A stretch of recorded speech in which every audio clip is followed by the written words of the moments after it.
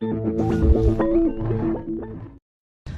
tueur au scooter, Mohamed Merah, est donc mort ce matin à Toulouse dans un déchaînement de violence. Plus de 300 cartouches ont été tirées pendant l'assaut final avec le raid, assaut qui a démarré aux alentours de 10h30. Les premières images de cet assaut filmées d'un immeuble voisin avec... Ces crimes ne sont pas les crimes d'un fou, parce qu'un fou est irresponsable. Ces crimes sont ceux d'un monstre et d'un fanatique.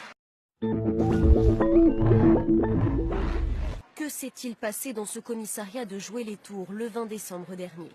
Selon la version donnée par les policiers, Bertrand, surnommé Bilal, Enzo Abonayo, 20 ans converti à l'islam, serait entré volontairement dans le bâtiment. Il aurait poignardé 3 policiers en criant Allah Akbar avant d'être abattu. Un acte qualifié de terroriste. C'est qu'un homme a délibérément foncé dans la foule sur la place Royale où se tient le traditionnel marché de Noël, et le bilan est un bilan lourd puisque 10 personnes ont été blessées.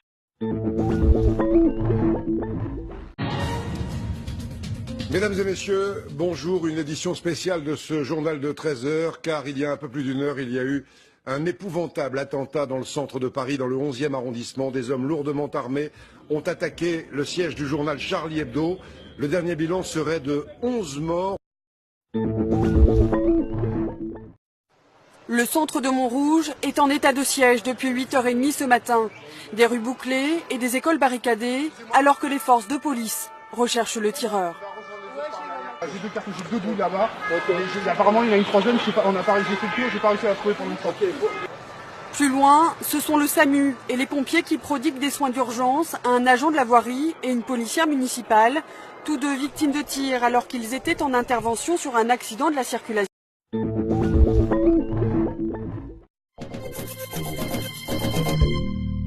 Deux jours après l'attentat à Charlie Hebdo, nouvelle fusillade et prise d'otages porte de Vincennes.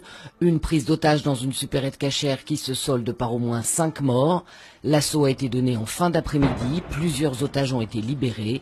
Le preneur d'otages, tué dans l'assaut, est soupçonné d'être impliqué dans la fusillade de jeudi à Montrouge, qui a coûté la vie à une policière municipale. Une connexion entre cet homme, identifié comme Amédi Koulibaly, et les frères Kouachi a été établie par les enquêteurs. Il est presque 10h du matin à la rédaction de BFM TV. Chérif et Saïd Kouachi, les 2 tueurs de Charlie Hebdo, sont alors retranchés depuis une demi-heure dans l'imprimerie de Damartin en Gouel. L'homme sait qu'il parle à un journaliste. Il revendique très vite l'attentat commis avec son frère Saïd. Nous, on te dit juste qu'on est les défenseurs du prophète sallallahu alayhi wa sallam et que j'ai été envoyé, moi, Chérif Kouachi, par Al-Qaïda du Yémen, et que je suis parti là-bas, et que c'est Cheikh Anwar Al-Aoud. Le périmètre est bouclé.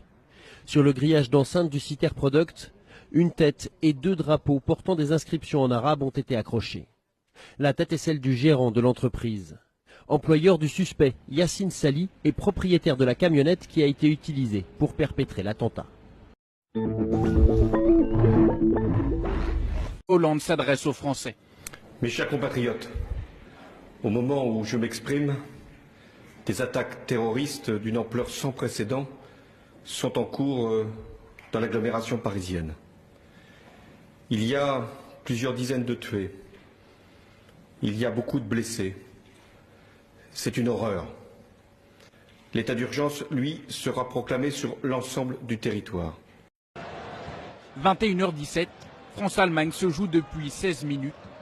Une explosion résonne dans le Stade de France. Quelques minutes plus tard, une seconde. Au milieu du concert, il y a eu des sortes de pétards que j'ai entendus dans mon dos, comme tout le public. On pensait que ça faisait partie du show. Et il y a eu un mouvement de foule tout à coup, où tout le monde s'est précipité au sol. Et il y a eu ce mouvement qui a fait qu'on s'est tous retrouvés recroquevillés les uns contre les autres, et ça a commencé à tirer dans tous les sens. Après les premières rafales, ils prennent une partie du public en otage pendant près de 3 heures. L'assaut final, lui, dure 30 minutes. Les 4 assaillants meurent, 3 en actionnant leur ceinture d'explosifs.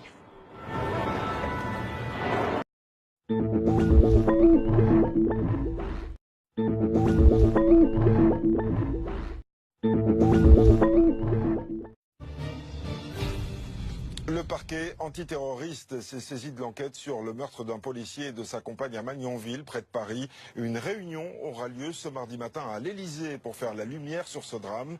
L'homme a d'abord poignardé le père de famille avant de se retrancher dans la maison de sa victime où il aurait tué la compagne du policier, elle-même fonctionnaire de police. Le raid a alors donné l'assaut.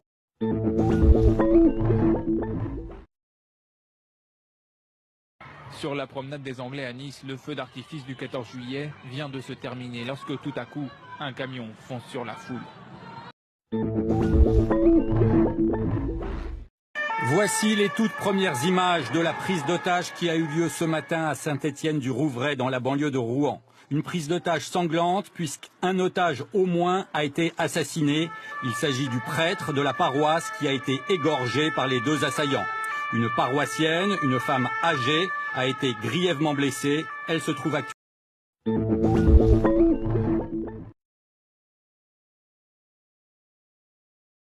À peu près aux environs de 21 h, un individu serait arrivé en voiture, serait sorti de ce véhicule et aurait ouvert le feu avec une arme automatique sur un car de policiers.